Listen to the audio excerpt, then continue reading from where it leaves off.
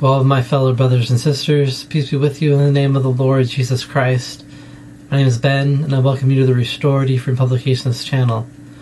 Today, I decided to have some spare time, and so I wanted to make an additional video this week, in addition to the video that I made on Wednesday, and which of course I will, Lord willing, make a video on Sunday.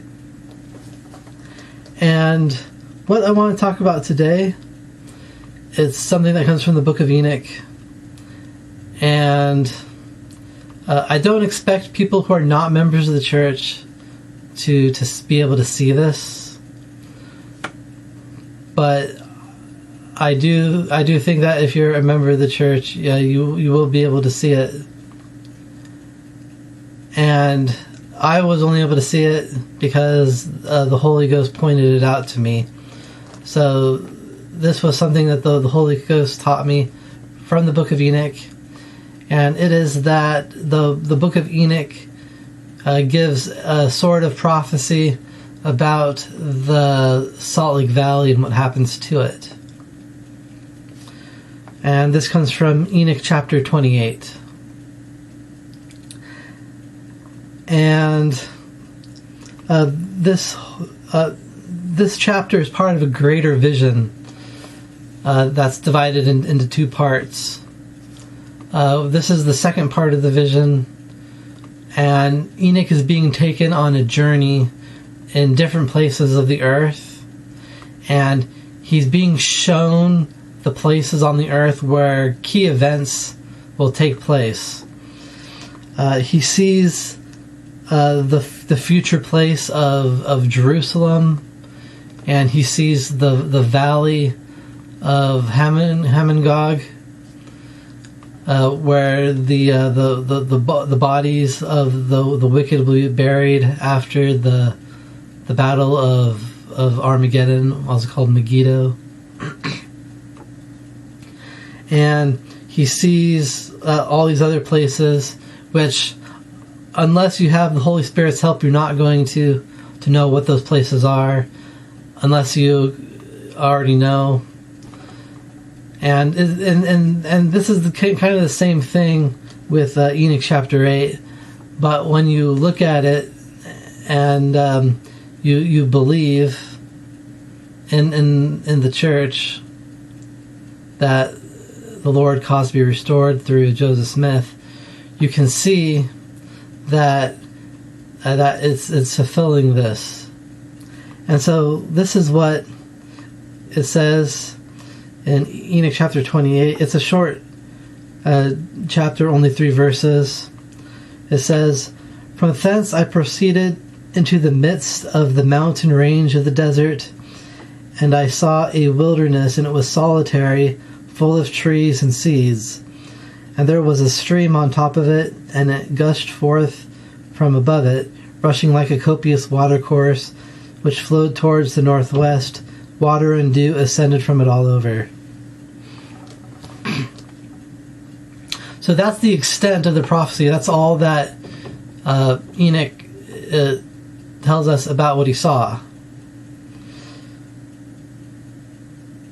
But the Holy Spirit showed me that this is talking about the description of the Salt Lake Valley, where the church will basically be placed.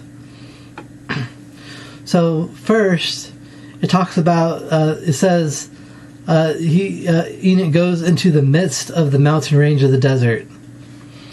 So the Salt Lake Valley is in the midst of a mountain range that is also a desert area.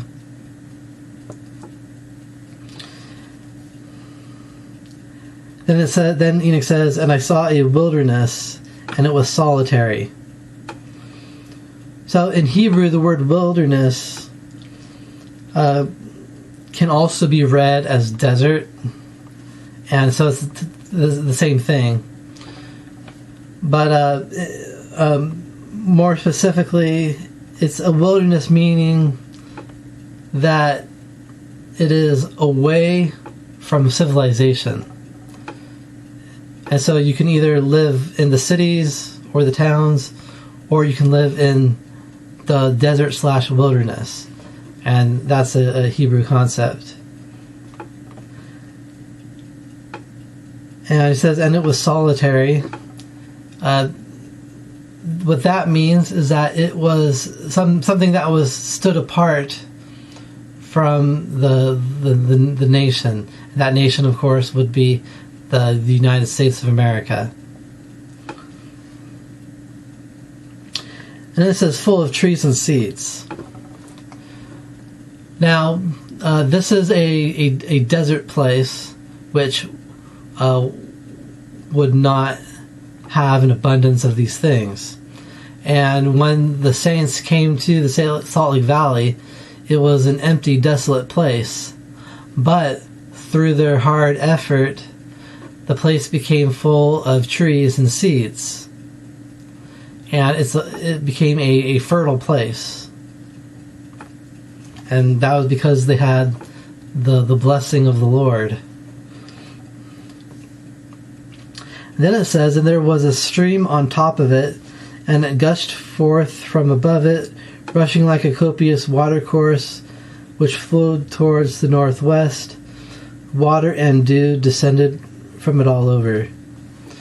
So in this place, there's a stream or river or whatever you want to call it that flows towards the north. Here it says northwest, but that can be taken in several ways, where it's not like straight north, but it could be a little tilted. But inside the Salt Lake Valley is a river. The saints called it the Jordan River because the area reminded them of of Israel, basically. And they called it the Jordan River, or the West Jordan River, or the Utah, now referred to mostly as the Utah Jordan River.